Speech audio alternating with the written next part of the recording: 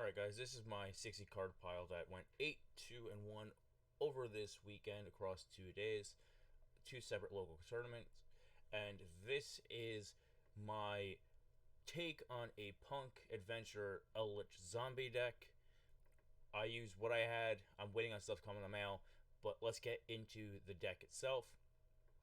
For the punk package, I have 3 emergency teleports, which will let me to get to my no punk Zeaman, which I use to get to the Foxy tune, get rid of Deer Note, and that immediately sets me up for a lot of my synchro plays, especially with the Chaos Ruler. And then if I can get that off successfully and get the Chaos Ruler out, I bring back Foxy tune. I will get the Zombie Vampire, mill off an additional 4, but this time with a special summon.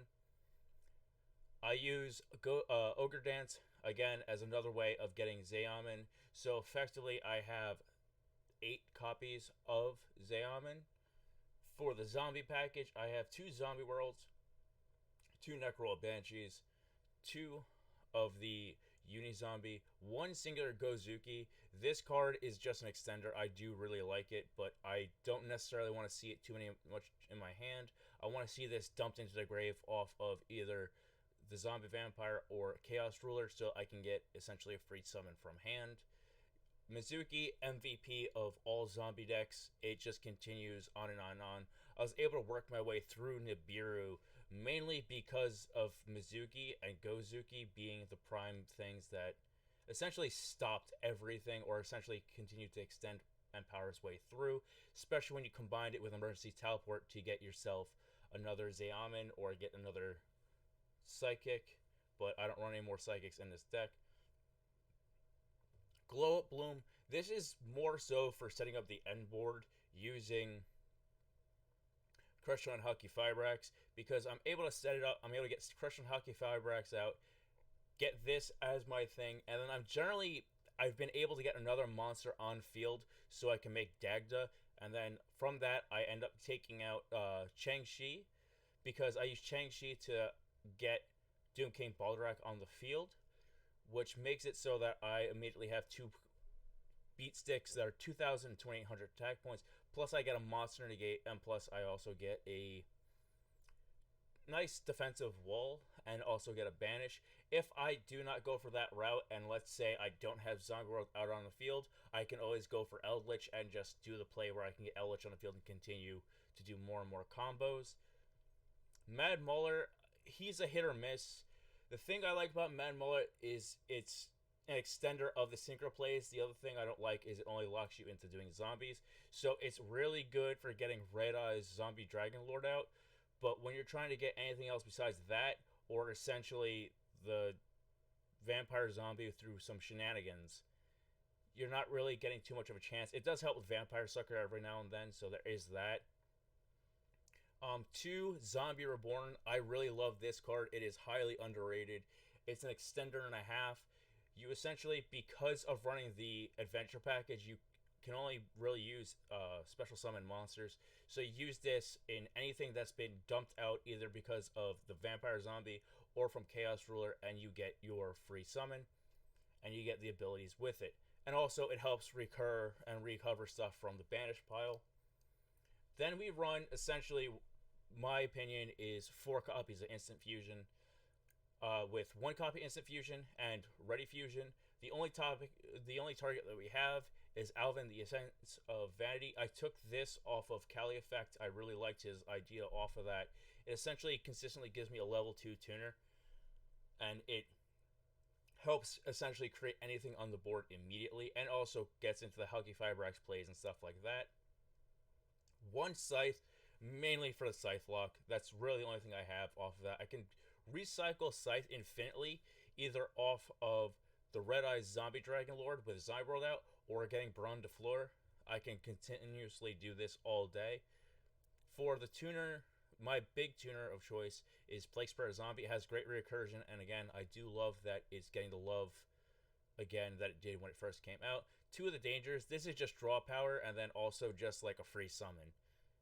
Either way, it's a free summon, but in the at worst, and then at best, it's a free summon and it's a draw one. Ghost Mourner, absolutely clutch in this deck. The big play that I did this weekend was I actually had Moonlit Chill negate somebody special summon their Eldritch Golden Lord.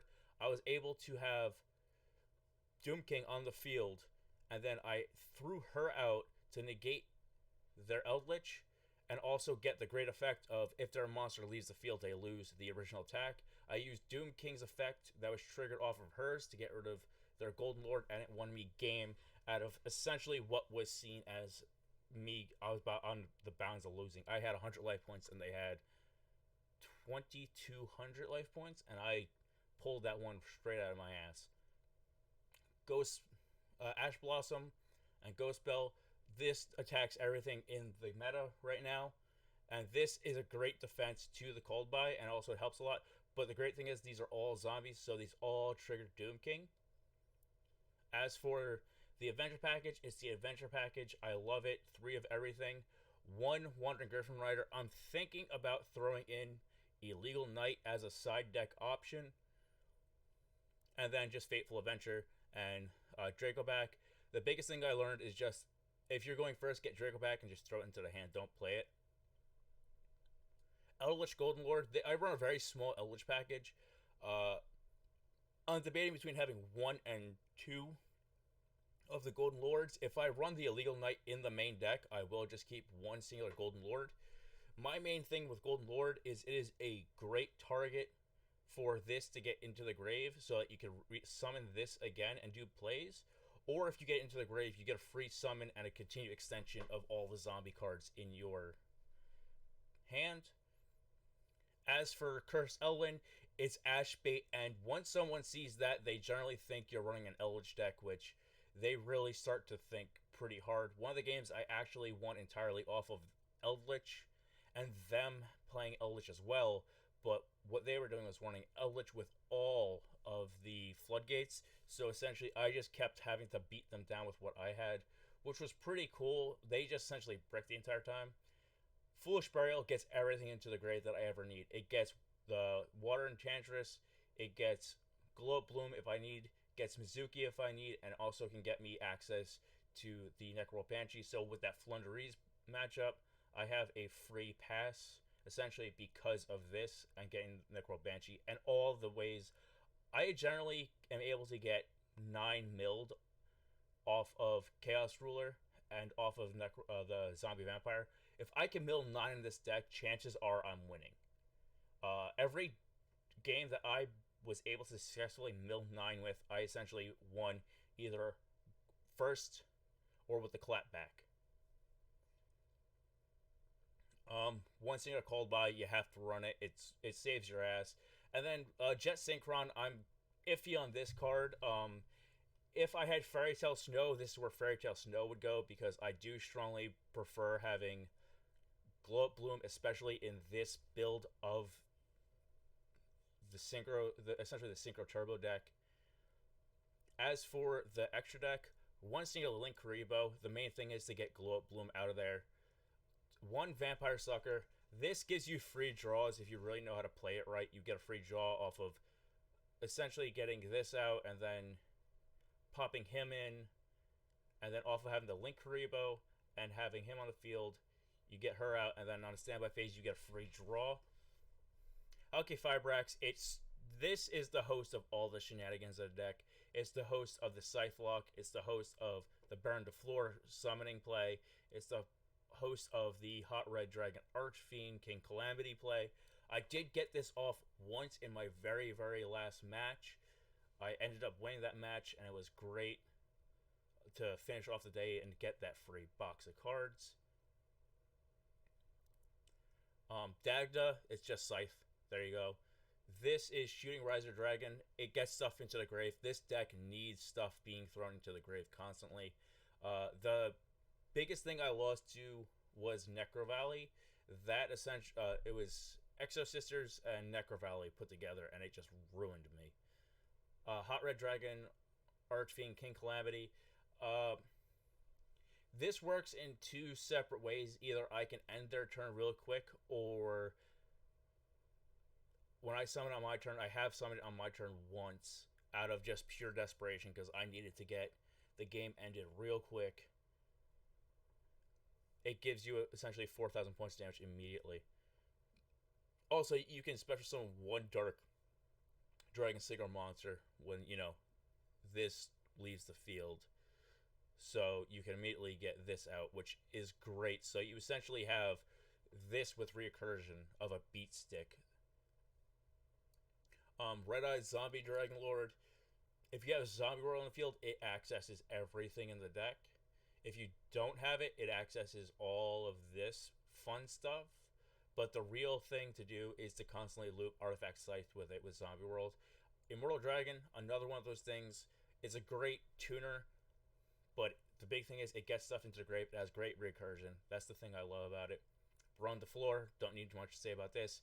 This is also the recursion of Scythe. It's also a great negate. Formula Synchron facilitates a lot of the burn to floor plays. It facilitates the Red Hot Dragon Archfiend King Calamity play. It facilitates a lot of things that you wouldn't necessarily think about. TG1 Musician is the main target off of the Hawk Fibrax Dagda Scythe lock, because you can get that, and then off of that you immediately get your Burn to Floor, which stops everything.